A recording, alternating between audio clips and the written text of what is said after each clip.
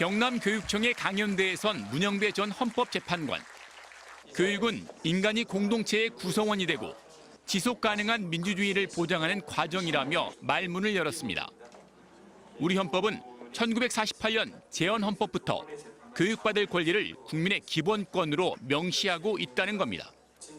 특히 사람을 키우는 건 차라리 환경이라며 김장하 선생과 중학교 은사인 김백환 선생에게 감사의 뜻을 전했습니다. 그 사회에 성취를 거뒀다면 그 팔을 제공해준 그 사회에 돌려줘야 된다. 그게 김장하 선생의 정신이었고. 이날 문 전 재판관은 민주주의의 가치는 다수결에만 있지 않다며 민주시민을 제대로 키울 수 있는 교육의 중요성을 강조했습니다.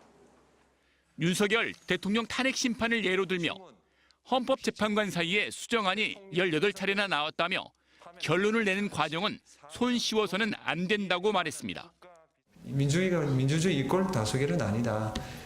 그 뭐냐? 민주주의는 관용과 자제죠. 관용이라는 것은 나와 생각이 다른 사람을 존중하는 겁니다. 자제라는 건 힘이 있는 사람이 하는 거예요. 특히 국민을 대표하는 국회법 또한 대화와 타협을 통해 숙고하도록 돼 있다고 밝혔습니다.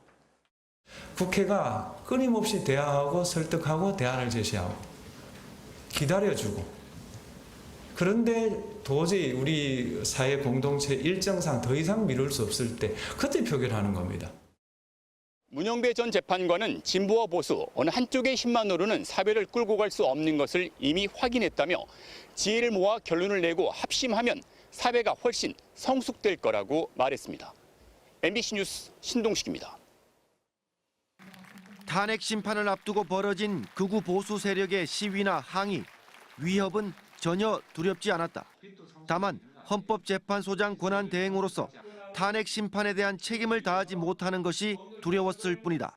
대학 특강에 나선 문영배 전 권한 대행이 밝힌 소회입니다. 선고를 못하고 나갔을 때 제가 살 수 있겠느냐. 이런 중차대한 문제를 해결 못하고 나갔을 때 거리를 어떻게 다니겠나. 그걸 걱정했어요.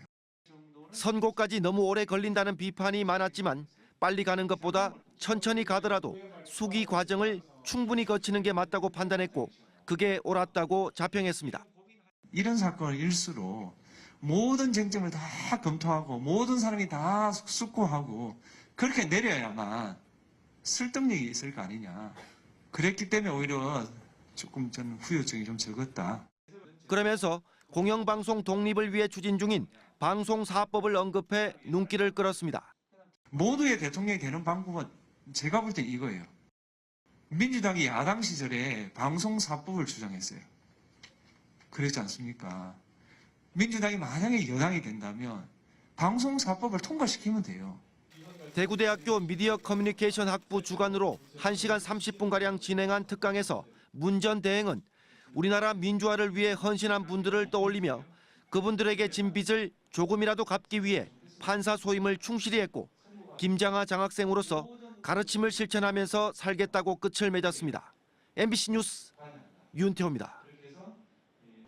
임기를 마친 문영배 전 헌법재판소장 권한대행이 김장하 선생을 찾았습니다. 변론 종결 이후 탄핵 선고까지 38일. 과거 사례보다 유독 평의가 길어진 이유에 대해 이 자리에서 처음으로 입을 열었습니다.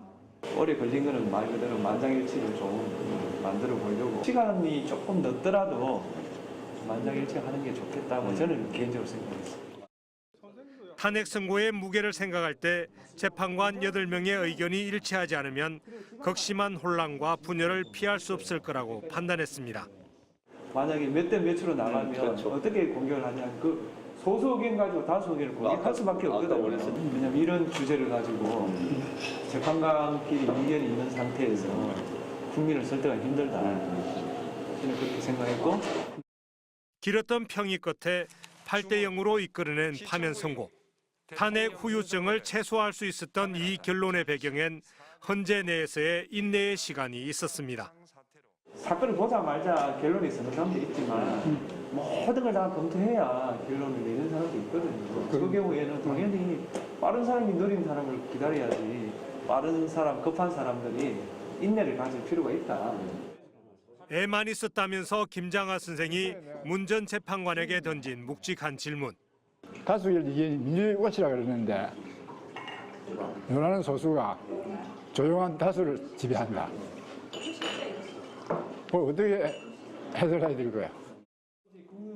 문 전 재판관의 답은 다시 민주주의였습니다. 요란한 소수를 설득하고 다수의 뜻을